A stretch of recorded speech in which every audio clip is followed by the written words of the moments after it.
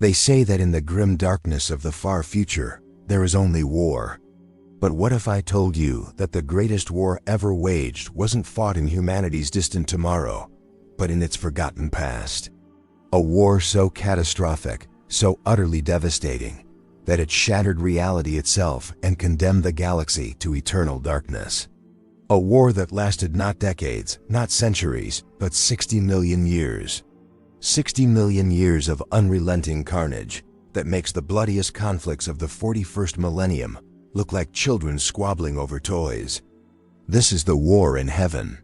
And by the time it ended, the galaxy would never be the same. Picture it.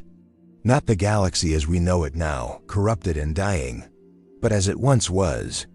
65 million years before the first human even dreamed of fire, the stars themselves were young and full of promise. The warp was calm, a gentle sea of psychic energy that could be navigated safely. There was no chaos, no demons screaming from beyond the veil. The galaxy was alive with possibility, teeming with life, vibrant and pure. It was a paradise, and like all paradises, it was destined to burn.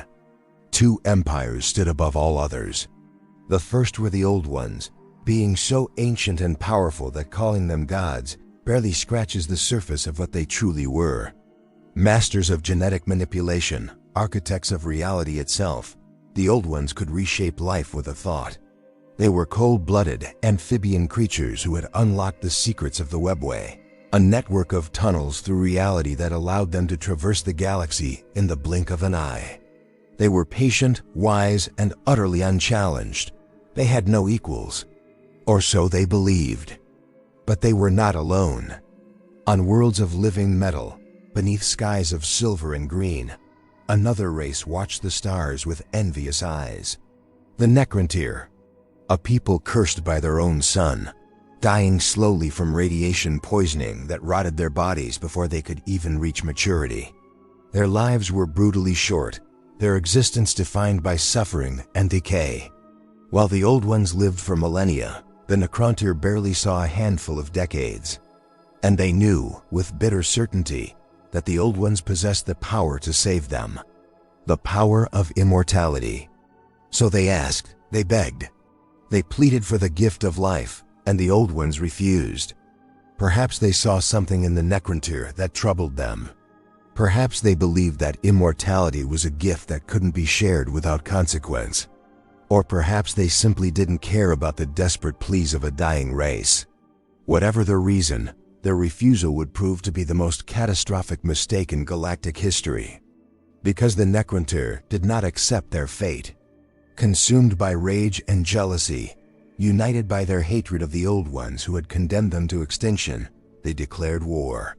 A war that should have ended before it began. The old ones were masters of the warp, capable of wielding psychic powers that bent reality to their will. The Necrontyr had no such abilities. They had only their technology, their pride, and their fury. And they were losing, badly. The old ones drove them back at every turn, their mastery of the webway allowing them to strike anywhere and vanish before retaliation could come. The Necrontyr were being erased, system by system, world by world. Their short lives were being made even shorter. Extinction wasn't just possible anymore. It was inevitable. But desperation makes monsters of us all. Deep in the heart of Necrontyr space, on a world that had been dead for eons, something stirred. Something that had been sleeping, waiting, patient beyond measure. The Can. Star gods. Beings of pure energy that fed on the light of suns themselves. Creatures so alien that reality itself seemed to recoil from their presence.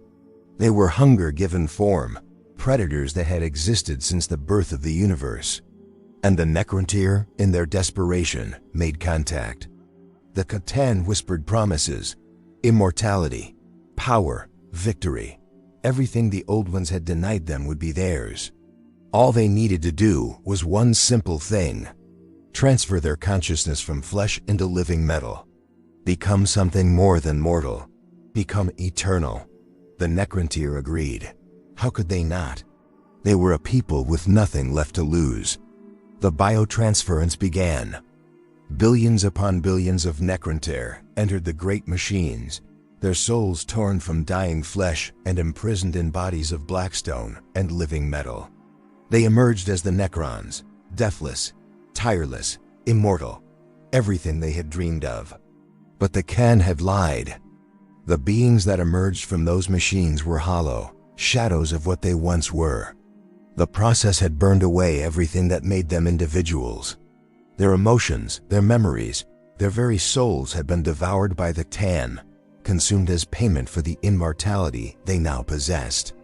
They had become slaves, an army of the dead wearing masks of silver. And the Catan, grown fat on the feast of billions of souls, turned their gaze toward the old ones. This time, when the Necrons went to war, the galaxy trembled. They were unstoppable. Legions of deathless warriors armed with weapons that could flay atoms from existence. The Necrons marched across the stars like a plague of locusts, and where they passed, life itself died. The old ones fought back with everything they had, bending the warp to their will. But even their mastery of psychic power couldn't stand against an enemy that felt no pain, knew no fear, and could not die. The old ones grew desperate. They needed soldiers. They needed warriors who could match the Necrons in strength and ferocity. So they did what they did best. They created life. The Krork, the Eldar, the Jakero. Dozens of psychically gifted warrior races, engineered specifically to fight and die against the Necron legions. The Krork would one day devolve into the Orks, but in those ancient days, they were weapons of unimaginable brutality. The Eldar were graceful, deadly, their souls burning bright with psychic power. These were the Old One's children, born for war. And still, it wasn't enough.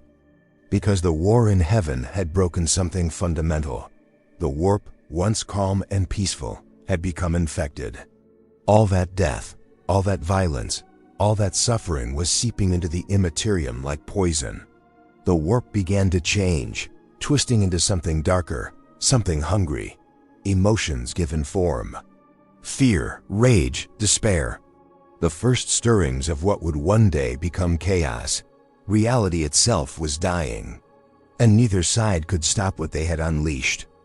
The Tan feasted on stars, draining them of life until entire systems went dark. The Old Ones fought with increasing desperation, creating more and more warrior races. But each battle only fed the growing storm in the warp. The galaxy had become a charnel house, trillions dead. Entire civilizations reduced to ash. And somewhere, in the screaming darkness of the warp, something was beginning to wake. The Necrons felt nothing as they extinguished suns. No remorse, no satisfaction. Just the cold, mechanical execution of orders that echoed through their metallic bodies like commands carved into stone. They were perfect soldiers now, emptied of everything that might have made them hesitate. And that emptiness was perhaps the most horrifying weapon of all. Watch them march across a world the Old Ones had seeded with life barely 1,000 years before. The forests are young here, the creatures still finding their place in the ecosystem. It's a paradise in its infancy. The Necron phalanxes arrive in perfect silence, their Gauss weapons flaying the very atoms of every living thing they encounter. Trees collapse into molecular dust. Animals simply cease to exist, their bodies unraveling particle by particle. Within hours, the world is sterile. Not destroyed, sterilized, as if life had never dared to touch it at all. The Necrons move on, already forgetting what they've done, their hollow minds incapable of holding memories that might birth something like guilt. But the Catan remember everything. They remember because they hunger for more. Azagorod, the Nightbringer, stalks between the stars like a living shadow. Its very presence is death made manifest, and mortal minds that glimpse it are driven mad by the sight. It feeds on the terror of dying races, growing stronger with each extinction. Magladroth, the Void Dragon, masters the secrets of matter itself, reshaping reality with casual thought. Mephitron, the Deceiver, weaves lies so profound that entire species believe their own extinction is a blessing. There are dozens more, each a god of endings, each drunk on the feast the war in heaven provides. The old ones watch their perfect galaxy die piece by piece, and for the first time in their infinite existence, they feel something they've known before: fear. They retreat into the webway, those crystalline tunnels through reality where the Necrons cannot follow. From there, they coordinate their defense, sending their warrior races out in waves that break like water against the Necron tide. The Krork fight with savage brilliance, their biotechnological weapons tearing through Necron warriors. But for every Necron destroyed, a dozen more phase into existence from tomb ships hiding in the dark between stars. The Eldar dance through battle like living poetry, their psychic powers ripping Necron warriors apart. But even their grace cannot turn the tide of an enemy that treats casualties as mere numbers in an infinite equation. Millions of years pass, then tens of millions. Entire generations of these warrior races are born, fight, and die without ever knowing peace. War becomes their natural state. The Krork grow more savage with each passing millennium, their tactical brilliance slowly giving way to pure aggression. The Eldar grow proud and arrogant, their psychic powers swelling as they drink deeper from the warp. They're changing, evolving in ways the old ones never intended. The war is shaping them into something new, something dangerous. And the warp grows darker with every death. Imagine standing at the edge of the immaterium now, looking into what was once a calm sea of psychic energy. It's become a maelstrom. Emotions swirl in great storms of rage and despair. The accumulated suffering of 60 million years of war has poisoned it completely. Things move in those depths now. Shapes that almost seem aware, almost seem hungry. They're not quite sentient yet, not quite conscious, but they're learning. Learning from every scream of agony, every moment of terror, every act of violence committed in the materium. The warp is becoming a mirror of the galaxy's pain, and in that mirror, something terrible is taking form. The old ones realize too late what they've done. In creating warrior races attuned to the warp, in amplifying psychic potential across the galaxy, they've opened a door that cannot be closed. The immaterium is no longer separate from reality. It's infected reality. Like a disease spreading through a body, chaos is seeping into the material universe. Demons begin to manifest. The first are weak, barely coherent things that dissolve back into the warp moments after appearing. But they grow stronger. Fed by the constant warfare, they learn to hold their forms longer, to reach further into reality. Battles that once had two sides now have three. Necron warriors find themselves fighting creatures that their Gauss weapons barely touch. Eldar soldiers scream as demons tear at their souls directly, bypassing their physical bodies entirely. The Krork meet these new enemies with characteristic violence, but even their ferocity falters against foes that laugh as they're destroyed and simply reform in the warp moments later. The war in heaven has become something beyond anyone's control. It's not just a conflict between two empires anymore. It's a wound in the fabric of existence itself, and it's spreading. Deep within the webway, the old ones convene for what will be their last great council. These beings who shaped galaxies, who created entire species with idle thoughts, are reduced to desperate planning. They've lost, not to the Necrons, not to the Catan, but to the consequences of their own actions. The galaxy is dying, and they're powerless to stop it. Some argue for escalation, for creating even more powerful warrior races, for weapons that might tear the Can themselves apart. Others advocate retreat, abandoning the galaxy to its fate and fleeing to dimensions beyond reach. They argue in voices that resonate across realities, and they cannot agree. But the Necrons have been waiting, watching, learning. One of their number, a being who still remembers what it was to be Necrontyr, who clings to the last fragments of a soul that should have been devoured, has been studying the Can. Sharek, the Silent King, leader of the Necrons, sees what his people have become, slaves to gods who care nothing for them. He sees the Tan growing fat on the suffering of the galaxy, and he realizes that even if they destroy the old ones, even if they win this war, the Tan will simply move on to the next meal, the next galaxy, the next harvest. And the Necrons will be their eternal servants, hollow automata marching through the void forever. This cannot stand. Sharek does something unprecedented. He begins to plan rebellion. Not against the old ones, against the gods themselves. It's a plan that will take millennia to enact. The Tan are beings of pure energy, nearly impossible to destroy. Nearly, but not completely. The Necrons have been building their technology for millions of years, advancing it with each battle, and they've learned secrets even the old ones never mastered. They've learned how to manipulate the fundamental forces that bind reality. And they've learned, most importantly, how to cage gods. The first test comes on a dead world orbiting a dying star. A minor Catan, one who gorged itself on the life of that system, rests there in satisfaction. The Necron Legion that arrives carries weapons unlike any they've used before. Tesseract labyrinths. Impossible geometries made solid. Prisons that exist in dimensions the Tan cannot perceive.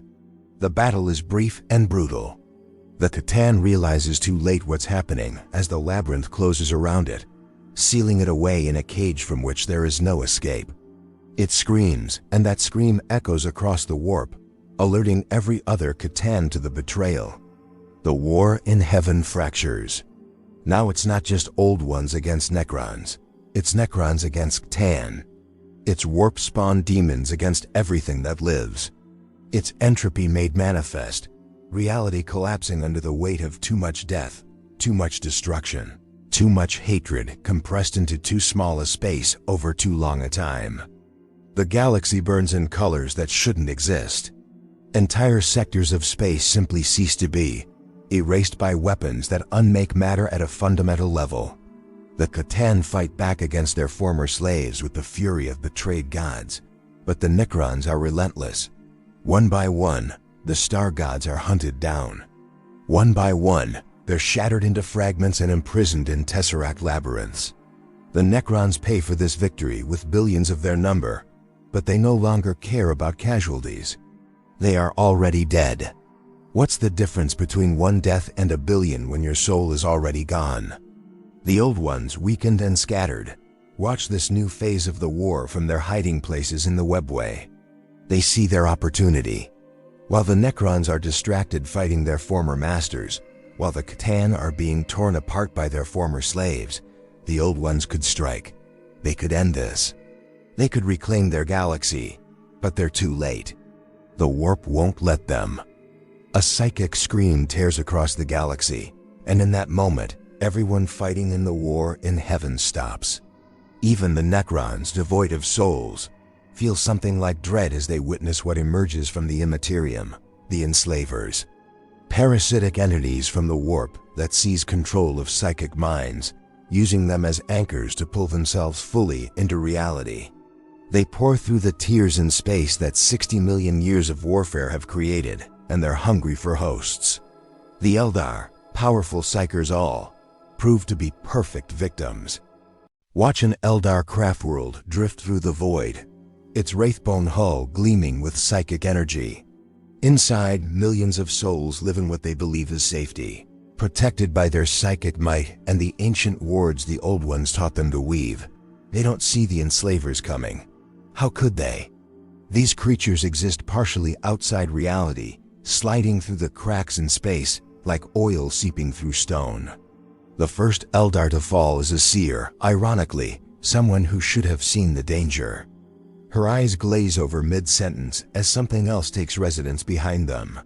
Her companions notice immediately, reaching out with their psychic senses to help her, and that's their fatal mistake. The moment they touch her mind, they're infected too.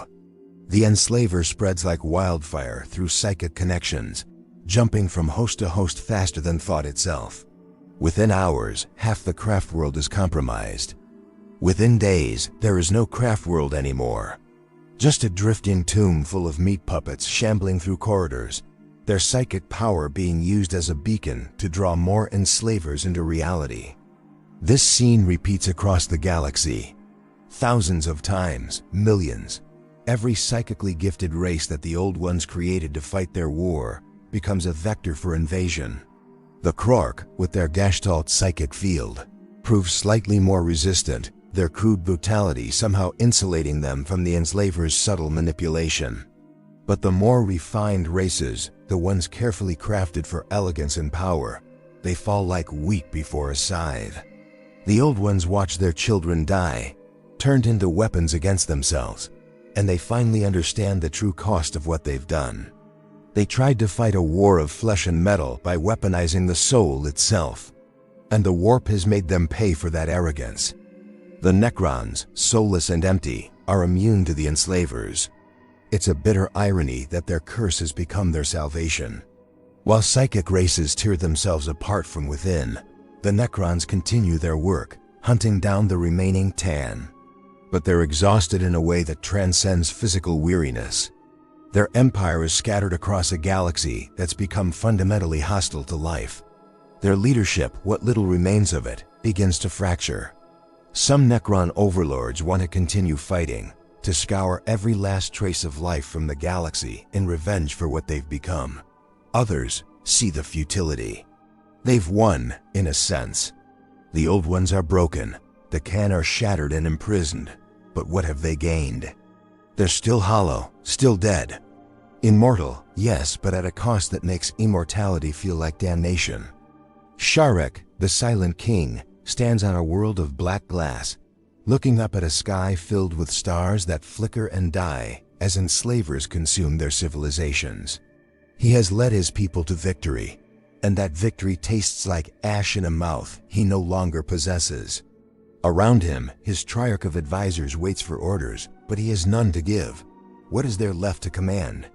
What purpose remains? They destroyed the old ones to gain immortality. They betrayed the Tan to gain freedom. And now they stand in a galaxy they've rendered uninhabitable, masters of nothing but ruins and corpses. He makes a decision that will echo through millions of years. The Necrons will sleep. They'll enter stasis, tomb worlds hidden across the galaxy, and wait. Wait for the galaxy to heal. Wait for new life to emerge. Wait for a time when perhaps, somehow, they might find a way to reverse what was done to them. To reclaim their souls from whatever void consumed them. It's a desperate hope, barely even a plan, but it's all they have left. The alternative is an eternity of hollow existence in a dead galaxy, and even their mechanical minds recoil from that fate. The tomb worlds are prepared. Vast necropolises beneath the surface of dead planets, powered by captured stars, defended by systems that will activate if disturbed. Millions upon millions of Necrons march into their crypts and enter the long sleep. Some will wake too early, their minds damaged by the eons. Some will never wake at all, but Sharek doesn't care anymore. He's so tired. Tired in a way that has nothing to do with the body and everything to do with the weight of what he's done. As he enters his own tomb, his last thought is a question that will haunt him through 60 million years of dreaming. Were we right to refuse mortality? Or did we trade everything that made us alive for nothing, but the right to exist forever? The tomb worlds seal, the Necrons vanish from the galaxy, and the war in heaven enters its final, most terrible phase, because the old ones are still here, and they're dying. The Enslavers have made the warp nearly impassable. The webway, that network of tunnels to reality that the old ones used to move freely, is collapsing. Demons and Enslavers have found ways inside, turning safe passages into hunting grounds. The old ones flee from one sanctuary to another, watching their empire crumble in slow motion. They try to seal the breaches in reality, try to push back the tide of warp entities pouring into the materium, but they're fighting against the consequences of their own actions. Every psychic race they created contributes to the warp's corruption. Every thought, every emotion, every death feeds the nascent powers stirring in the immaterium. The old ones have created a self-sustaining cycle of destruction, and they lack the power to break it. Some of them give up, simply stop existing, allowing their ancient souls to dissolve into the warp. Others flee beyond the galaxy, searching for clean space untainted by war. A handful remain, driven by guilt or stubbornness or some combination of both, trying desperately to save what can be saved. They gather the survivors of their warrior races, those few who escaped the Enslavers, and they teach them. Teach them how to survive without the Old One's guidance. The Eldar, the largest surviving group, learn to navigate the webway themselves, learn to shield their minds from the warp's corruption. The Krark, already devolving without the Old One's maintenance, are left to their own devices. They'll survive through sheer aggression and adaptability, but they'll forget what they once were, becoming something cruder. Something that will one day be called Orks, and then, one by one, the Old Ones die or disappear. History doesn't record their final moments. There's no grand last stand, no dramatic finale. They simply fade away like a dream upon waking, leaving behind only ruins and questions and a galaxy forever scarred by what they created. The war in heaven ends not with a bang but with silence. 60 million years of carnage, and in the end, nobody wins. The Necrons sleep in their tombs, dreaming hollow dreams. The Old Ones are extinct or fled beyond return. The C'tan are shattered into fragments, imprisoned in tesseract labyrinths scattered across the galaxy. The warrior races struggle to survive in a galaxy that's become fundamentally hostile to life. And the warp, once a calm sea of psychic energy, is now a hell dimension where emotions have become predatory entities. But here's what nobody understood at the time. Here's the truth that wouldn't become apparent for another 60 million years.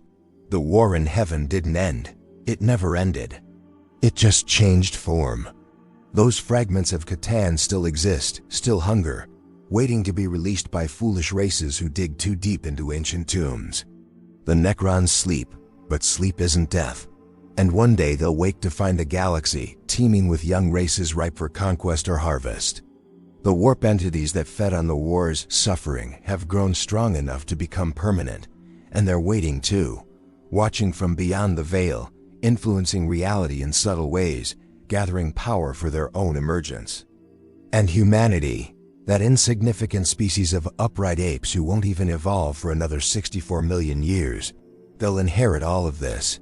They'll build their civilization in a galaxy still haunted by the war in heaven's ghosts. They'll discover Necron tomb worlds and wake things that should have slept forever. They'll navigate the warp and feed the very entities that the war in heaven birthed. They'll fight Orks, not realizing they're battling the devolved descendants of the Old One's greatest warriors. Every threat humanity faces in the 41st millennium, every horror that lurks in the darkness between stars, can trace its origin back to this ancient conflict.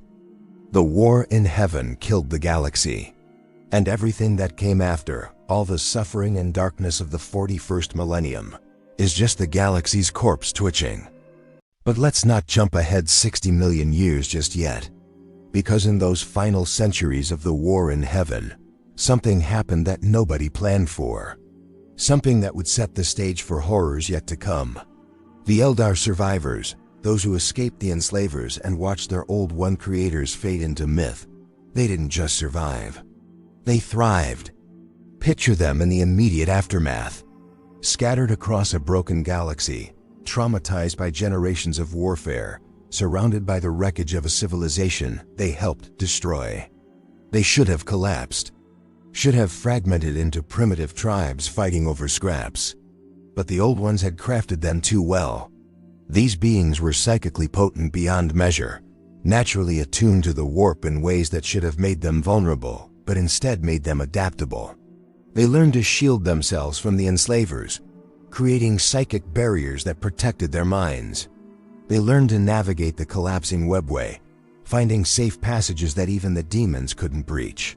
And most importantly, they learned to feed their souls into gems upon death, preserving themselves from the hungry entities lurking in the warp. The Waystones, Spirit Stones, Infinity Circuits. The Eldar's answer to a corrupted afterlife. They'd built new societies on the bones of old ones. Craft worlds, massive ships constructed from wraithbone, living vessels that responded to psychic commands. These became their Ark cities, sailing through the void, seeking sanctuary wherever they could find it. Other Eldar remained on worlds throughout the galaxy, building civilizations that would span millions of years. They were the inheritors of the galaxy now, the last psychically advanced race standing. And they had learned nothing from the war in heaven. Or perhaps they had learned the wrong lessons. The Eldar looked at the ruins around them and saw confirmation of their superiority. They had survived what killed the old ones. They had outlasted the Necrons, those soulless machines now sleeping in their tombs. The galaxy was theirs, empty and waiting, and they would fill it with their glory. The humility that should have come from witnessing apocalypse was replaced by arrogance. They were the chosen ones, the victors. The future belonged to them. Millions of years passed. The Eldar spread across the stars like a beautiful plague, their civilization growing more sophisticated, more refined, more utterly convinced of its own magnificence. They created art that could move souls to tears with a single glance. They crafted technology that blended psychic mastery with physical form so seamlessly that the two became indistinguishable. They built an empire that made the Old One's domain look quaint by comparison. And they grew decadent. Because here's the thing about inheriting a galaxy built on corpses. You start to think death is something that happens to others. The Eldar had escaped the war in heaven's consequences, or so they believed. They didn't realize they were still trapped in its shadow, still playing out patterns established when the galaxy was young. Their psychic power, that gift the Old Ones had crafted into their very genes, it kept them connected to the warp, and the warp remembered the war in heaven. It remembered the taste of suffering, the sweetness of excess, the intoxication of sensation pushed to extremes. The Eldar began to experiment with sensation, with experience, with pushing every boundary just to see what lay beyond. Why not? They were immortal, their souls protected by spirit stones. They were perfect, the apex of creation. Shouldn't perfection experience everything there is to experience? Their pleasure cults grew from curiosity to obsession. Their artists created works so intense they literally killed viewers with overstimulation. Their warriors fought for the pure aesthetic of violence rather than any strategic purpose. They were circling a drain they couldn't see, falling into patterns that echoed the very war they thought they'd survived. And in the warp, something noticed. Not the nascent chaos gods, not yet fully formed, but already stirring in the immaterium's depths. No, this was something new, something that was being born from the Eldar's excess itself. A fifth power, growing fat on their indulgence, their obsession with sensation and pleasure and experience, pushed beyond all natural limits. It didn't have a name yet. It didn't even have full consciousness, but it was learning. Learning from every Eldar who dove deeper into hedonism. Learning from every act of exquisite cruelty, every moment of transcendent pleasure, every sensation pursued to the point of madness. The fall was coming. Not yet, not for millions of years still, but it was inevitable now. The Eldar were creating their own destroyer, breath by breath, action by action, excess by excess. They were repeating the war in heaven's central mistake. The Old Ones had weaponized psychic power and birthed chaos. The Eldar would weaponize sensation itself and birth something worse. But before that cataclysm, before the birth of She Who Thirsts, there were others watching, waiting, planning their own returns. Deep beneath 1,000 worlds, Necron tomb complexes dream. Most sleep peacefully, their chronometers counting down the eons until their programmed awakening. But some stir, damaged by the long sleep or disturbed by seismic activity, or simply driven mad by millions of years of isolation. These early awakeners rise into a galaxy they don't recognize. They emerge to find their empire gone, their Catan masters imprisoned, their purpose erased by time. Some go insane, what's left of their minds finally shattering under the weight of their existence. Others begin trying to rebuild, to reclaim what was lost, but they're scattered and weak, individual dynasties with no central leadership. They fight petty wars against each other, against the Eldar, against themselves. And they remember. Oh, they remember. The Necrons may have lost their souls, but their memory engrams are perfect. They remember the war in heaven in crystalline detail. Every battle, every death, Every moment of that 60-million-year nightmare is preserved in their mechanical minds like flies in amber. They remember the Old One's arrogance, and when they see the Eldar, they see that arrogance reflected. Different faces, same hubris. It makes them hate in a way their emotionless forms shouldn't be capable of. A cold, mathematical hatred that burns without heat. Some of these early awakeners discover that time has not been kind to their tomb worlds. Malfunctions have corrupted their resurrection protocols. The bodies they wake in are falling apart, or have been claimed by rust and decay, or house minds so fragmented they barely qualify as conscious. These become the flayed ones, Necrons driven mad by the echo of a curse laid upon them by one of the Can in its death throes. They're haunted by phantom memories of flesh they no longer possess, and they try to reclaim it by wearing the skin of their victims. Watch one stalk through an Eldar pleasure garden, moving with mechanical precision beneath a cloak of flayed faces, and understand that the war in heaven's horrors are not safely buried in the past. They're waking up, slowly, inevitably. Other forces stir too. The Krork, devolved into Orks, have forgotten they were ever anything more than savage warriors. They fight because fighting is what they do, spreading across the galaxy in green tides that ebb and flow like brutal weather patterns. They're a shadow of what they once were, but even diminished, they're terrifying. Because the war in heaven is in their genetic memory, burned into the very structure of their being. When Orks fight, they're not just fighting their current enemy. They're unconsciously reenacting battles that happened before stars were born. They're the war in heaven's echo, a reminder that some conflicts never truly end. And in the warp, the chaos gods grow stronger. Khorne, fed by every act of violence. Tzeentch, sustained by every scheme and manipulation. Nurgle, empowered by every disease and decay. They're not conscious yet, not in the way they will be when humanity finally births them fully into being, but they're aware.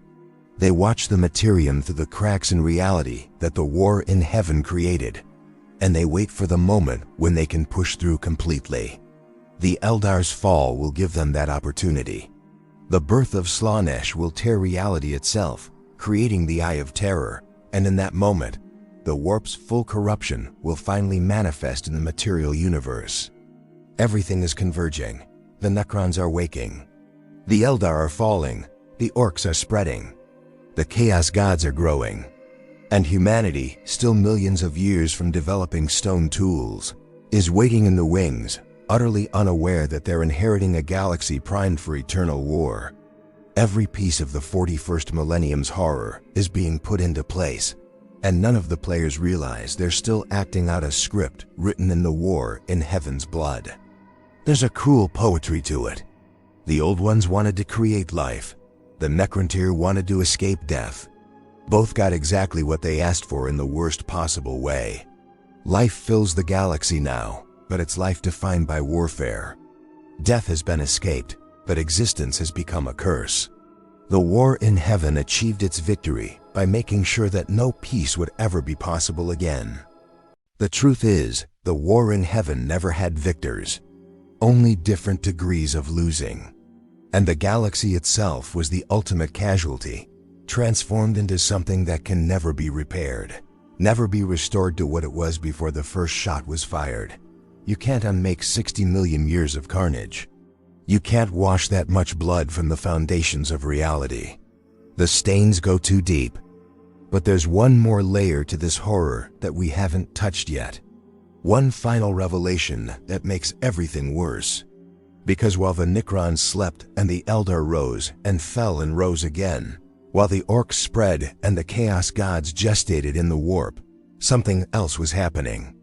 The galaxy itself was changing at a fundamental level. The war in heaven hadn't just killed civilizations. It had wounded reality. Those weapons the Necrons unleashed, devices that could unmake matter at the quantum level, that could sever the connection between dimensions, that could cause stars to collapse into impossibility. They left scars, not just on planets or systems, but on space-time itself. There are regions of the galaxy now where the laws of physics don't quite work the way they should. where time flows backwards or sideways or not at all, where geometry becomes non-Euclidean, not through warp corruption, but through fundamental damage to the material universe's structure. The halo stars, the ghoul stars, regions that human explorers will one day discover and flee from in terror, never understanding that they're looking at the war in heaven's lasting wounds. The Catan shards, imprisoned in their tesseract labyrinths, they're not dormant, they're aware, screaming silently inside their prisons, feeling the passage of eons with perfect clarity. The Void Dragon, largest of the shards, lies buried beneath the surface of Mars, and its dreams will one day inspire a fledgling human civilization to worship technology as divine. The Nightbringer's essence has fragmented across 100 tomb worlds, and each fragment still carries the template of death itself, the primal terror that every living thing feels in its final moment. These gods are broken, yes, but broken gods are still gods, and their influence seeps through reality like radiation, invisible and inescapable. Consider what this means for humanity, for any young race trying to make sense of the galaxy. They're not exploring a fresh canvas. They're stumbling through a graveyard that's been accumulating bodies for 60 million years.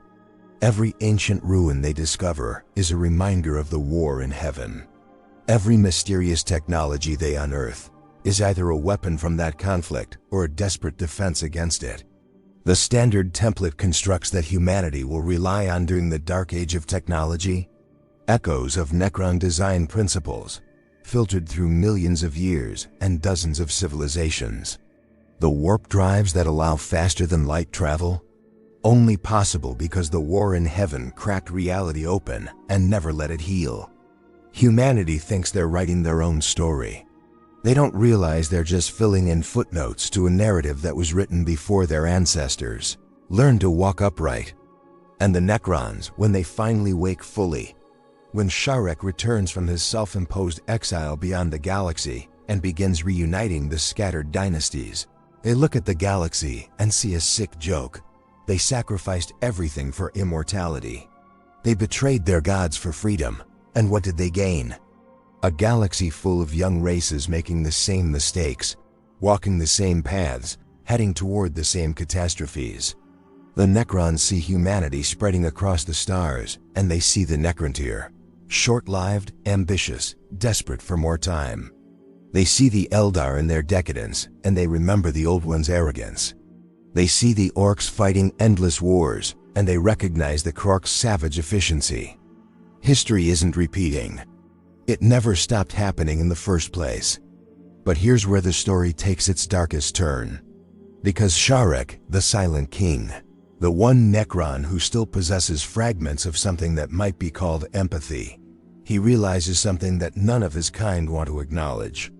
The biotransference, that horrific transformation that stole their souls and made them immortal machines, it wasn't a cantrick. Not entirely. The process would never have worked if the Necrontyr hadn't wanted it so desperately. If they hadn't been so terrified of death, so consumed by envy of the Old One's longevity, that they agreed to any price for immortality. The Catan exploited that desperation, yes, but the Necrontyr handed them the keys willingly. They damned themselves. The war in heaven was just the consequence of that damnation playing out across millions of years and billions of lives. And now, watching humanity spread across the stars, Sharek sees them heading toward their own damnation.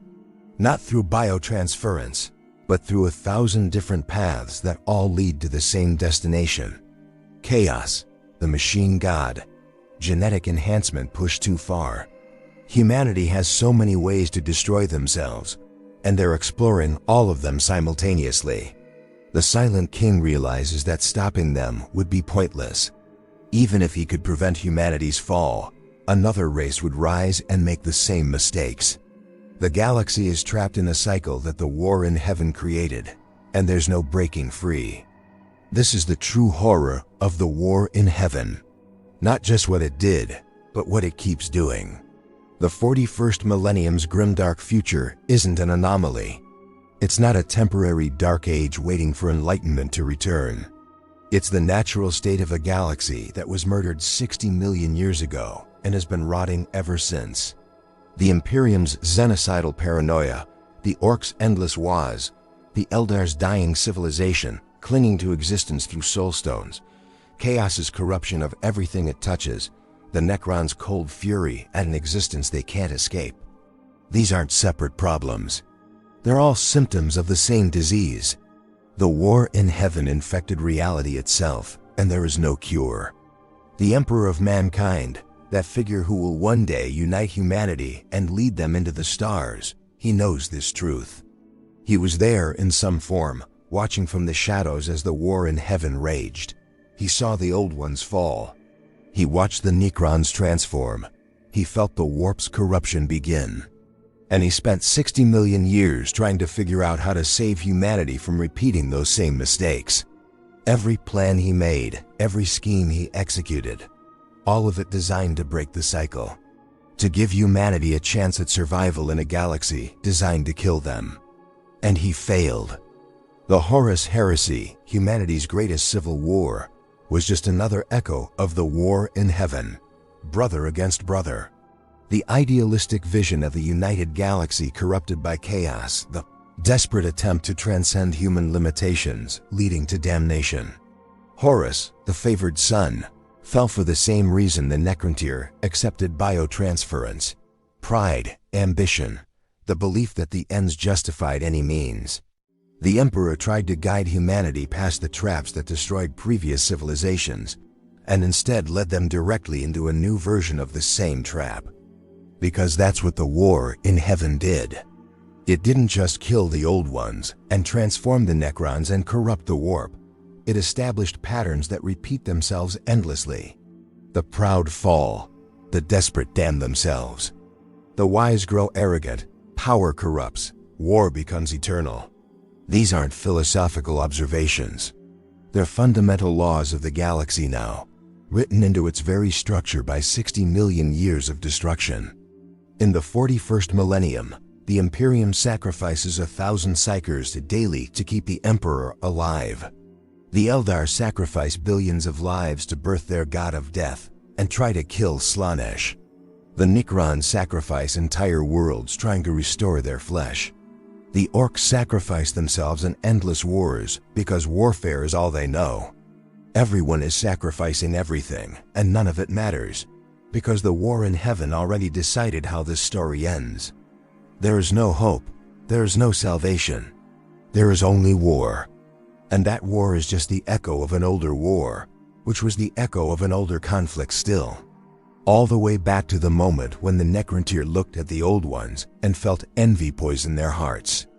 But the most terrible part, the revelation that makes all of this unbearable, is this: the galaxy could have been saved. Even after the war in heaven.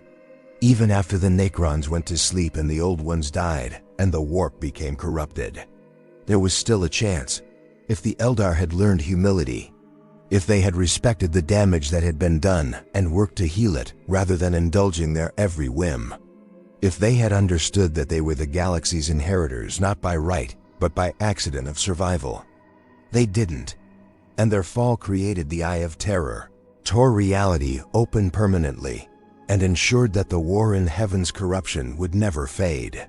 The moment Slaanesh was born, screaming into existence through the deaths of trillions of Eldar, the galaxy's fate was sealed.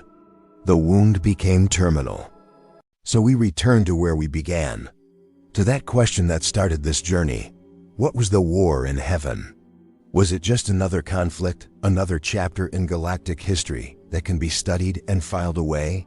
Or was it something more fundamental? Something that defines everything that came after? Now you know the answer. The war in heaven wasn't a war. It was the death of possibility itself. It was the moment when the galaxy's infinite potential collapsed into a single horrifying inevitability. Before the Necrontyr declared war on the old ones, the future could have been anything. After 60 million years of carnage, the future could only be darkness. And yet, there's something almost beautiful about how it all connects. Not beautiful in an aesthetic sense, but beautiful in the way a tragedy is beautiful. in the way that understanding something terrible gives it meaning, even if that meaning is painful. Every faction in the 41st millennium is carrying forward a legacy they don't fully understand.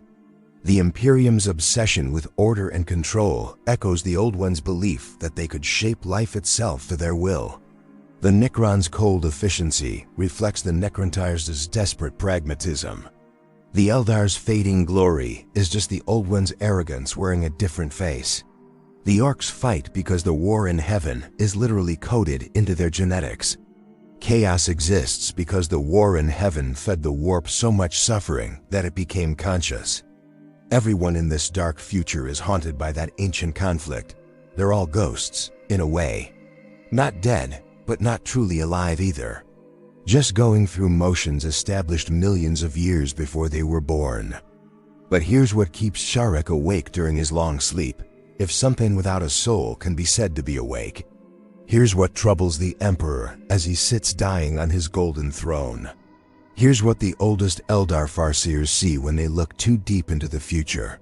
The war in heaven isn't over. It can't be over. Because the factors that started it, those fundamental forces of ambition and mortality, and the desperate hunger to transcend limitation, they still exist. They'll always exist. As long as conscious beings fear death and envy those who live longer, as long as civilizations grow proud and dismiss the concerns of others, as long as power exists to be grasped, the war in heaven will continue. Just wearing different uniforms, different faces, different justifications. The Imperium tells itself it fights for humanity's survival. The Necrons claim they're reclaiming what's rightfully theirs. The Eldar insist they're preserving their dying culture.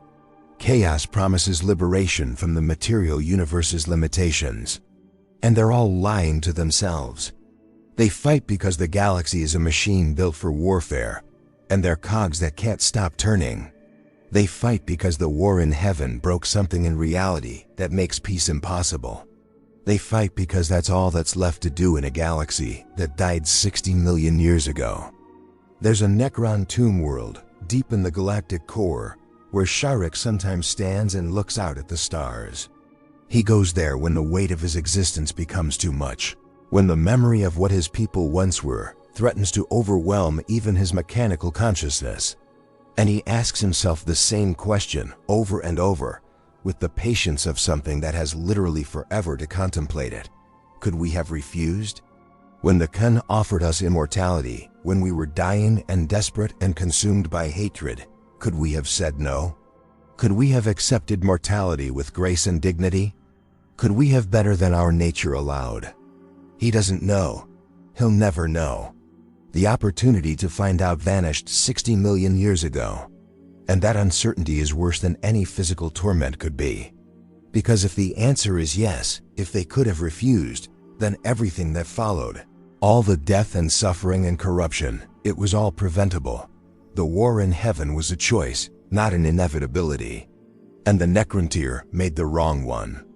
But if the answer is no, if their nature made biotransference inevitable, if mortality would always drive them to grasp at immortality regardless of the cost, then they were doomed from the moment they evolved consciousness. Free will becomes an illusion.